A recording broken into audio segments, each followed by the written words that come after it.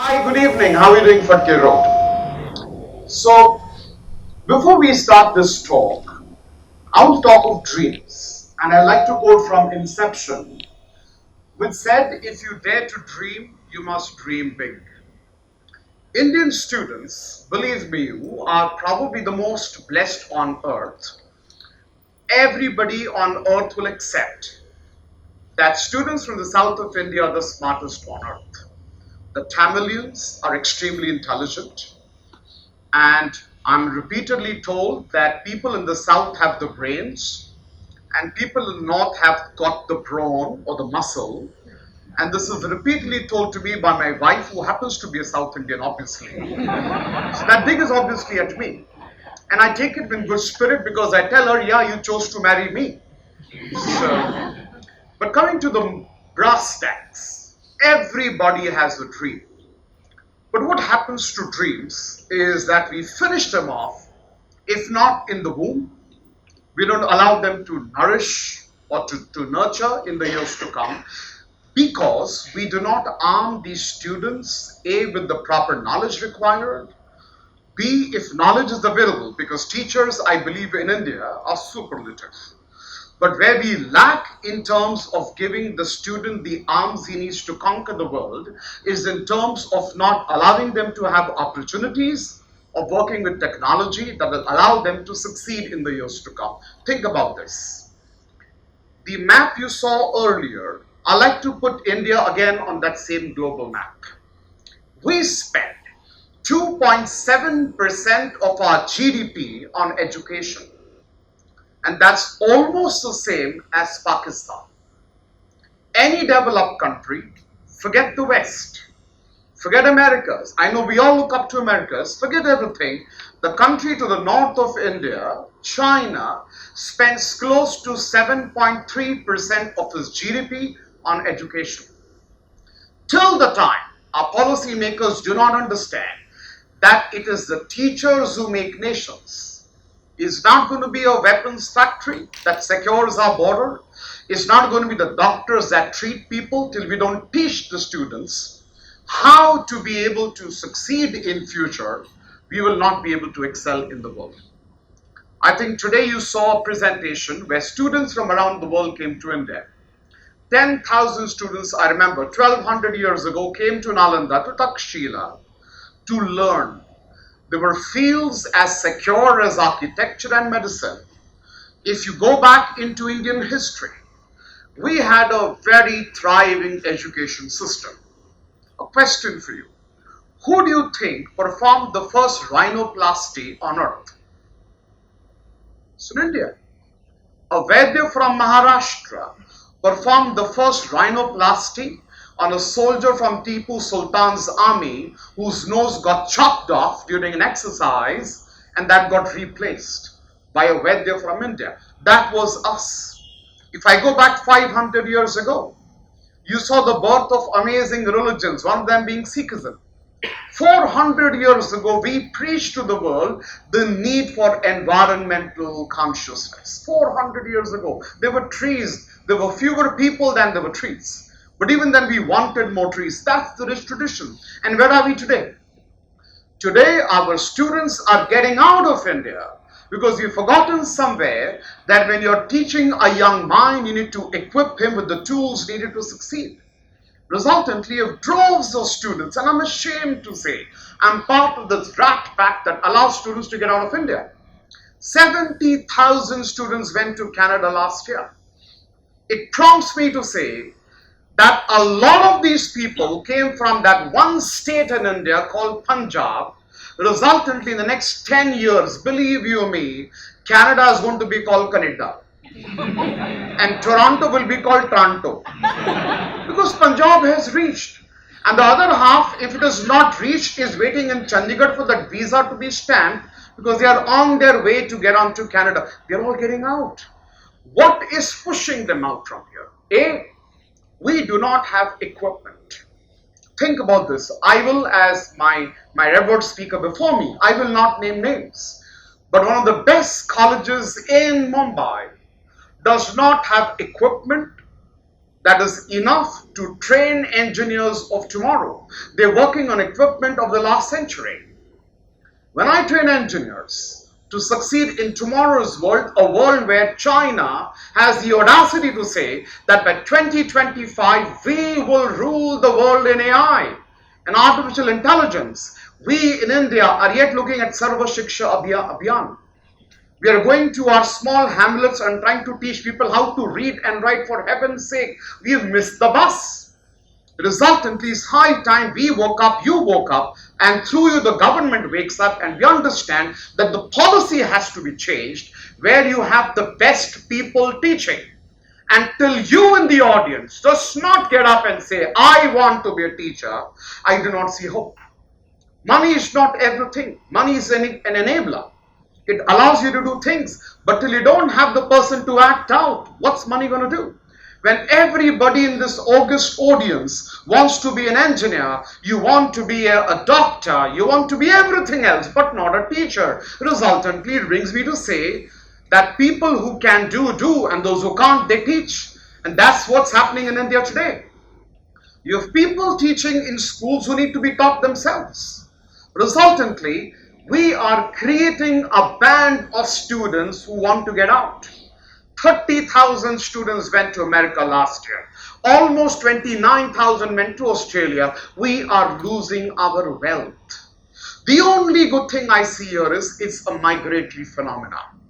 People have always traveled through centuries to come to India. They've come to India, they've come to China, that at one time were centers of learning. But today, when the Indian mind goes abroad, it hurts. But as it hurts, I see hope as well for the future. Because what I see is a student from a college living in Dombivli, getting out of India to do a master's in the Western countries. And once he starts learning, he starts working in those economies of the world, he then wants to come back to India. And that's what I see happening increasingly. When I go to the United States and I meet students, I learn one simple fact. When I asked them 10 years ago, will you come back to India? And they looked at me, to Veda Zalayaka, what is your problem? But today when I ask them, will you come back to India? And they say, absolutely. 70% students say they will come back to India. And that gives me great hope for the future.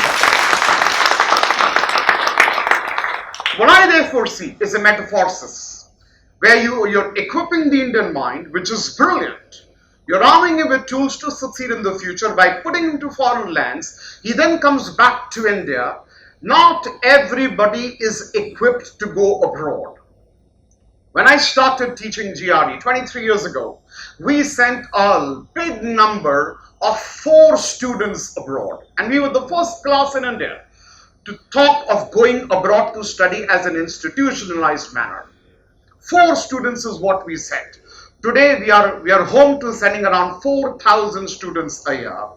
And that obviously empowers me to state that these 4,000 kids that I sent abroad, we put into their minds, you're going to go abroad to learn.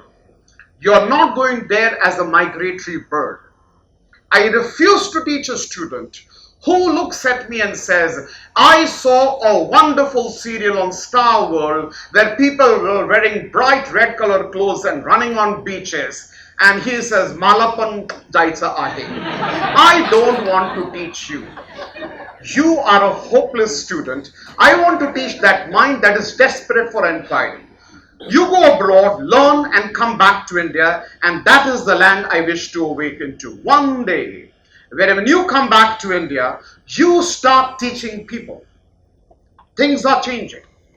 One change I see, as I said earlier, people want to come back. The other change I see is in the last 22 years, banks have brought a massive change. Money being the enabler. If 22 years ago you ran behind a bank to get a loan, today banks come to your house and give you loans to get out. Take that loan and walk the high path, study for 2 years in big universities. I look at going to Germany for learning civil engineering, for learning biomedical engineering, or for mechanical engineering. I want to go there. I want to learn how to make planes. And then I want to work in the industry. I want to go to the United States and learn artificial intelligence, human-computer interaction. I'm excited to understand how to put those small robots into human brains and then take flashes and images of how the brain neurons react with each other and how does the brain function. I'm excited. Nanotech is hope of the future. I want to go to America and learn those things. I want my kids to be empowered to do those things. Imagine learning about areas like how do I manage cities and big companies like Microsoft or Apple and make them more pliable with using information. Imagine using infrared cameras on buildings to know who's where. So tomorrow if there's a power cut, I know which building, how many people are there to be rescued, allowing you to manage cities better. Imagine that 1 kilometer of the Autobahn in Germany has so much electronics, the whole highway network of India does not have it. Imagine creating that kind of a world. I'm excited by the thought. Imagine going to Australia to learn about mining or learning about marine engineering and coming back to India and then starting those industries. While I am not living in fool's paradise, I know you cannot come back to India and make planes. Only Anil Ambani can probably do that. But you and I can surely make a small part for a plane. Your image and your thinking has to be simple. Your objective, go to the United States, go to Germany, go to the West, or go down under. Learn from the best universities and then create a network. Do not for a moment think that education is everything about going and learning. Your education also is to become a better human being. When I meet with people from a cross section of societies, I meet with people from Argentina, from Japan, from Korea, from America, I become a more informed person. And resultantly, people I study with, they become my friends in the years to come. And when I come back to India and they've gone to countries of their origin, they become my business network of contacts. Come back to India. Your dream has to be singular. Get out of India for 2 years. Study. Take a loan. Your father has the money. Tell him keep it. He doesn't have it. Doesn't matter. Don't keep it. Take that loan. Get out of India for 2 years. Study a master's program. Pay off that loan in a year or two. That's what it takes to pay off loans. Just a couple of years. Pay off that loan. Start working in the industry over there for 5 years and then come back to India and open up a small scale industry. Your goal cannot be just to learn and come back. I'm a nationalist and I'm sure so are you. But as nationalists, this is what your dream has to be. Come back to India and open up a small industry. Your dream has to be singular, which is afford employment to people across India so that at the end of the month, you are somebody who provides a salary rather than ask for salaries. We do not wish to speak to people who think that working for an IT giant is the end of all dreams.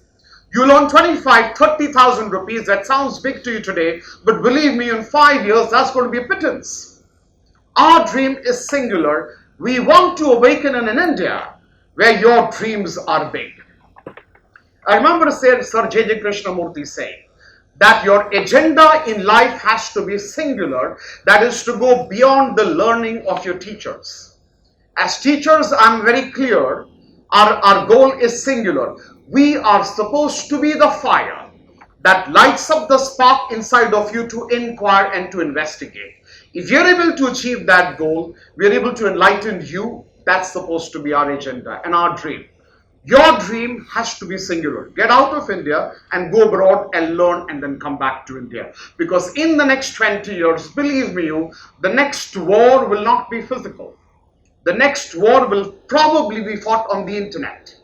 When countries are getting armed to rule the world on the internet, it's high time you wake up to that challenge. And you use software either to arm our country, to equip our country to conquer future challenges and goals, or you use technology to use medicine and make humankind healthier and better and more effective. And that has to be singularly the goal. There used to be an era when I remember people who had not roamed the world used to think about the Oceania and the eastern parts of the world as places where, and in their terminology I use, dragons be there. Those days have passed. The more we travel, the more we are aware, the more we are educated, believe me, the more enlightened we are, the better this world is going to be. I wish to awake in a world where we Indians are able to hold our head high and we're able to rule the world on sheer capacities shouldered on the strengths of your successes. That's the India I wish to awaken to. And I hope that's the singular goal we all share. And that's my message to you via this TEDx talk. Thank you very much. And God bless you. And may God bless our great country. May there be peace on earth and may all live peacefully. Thank you very much.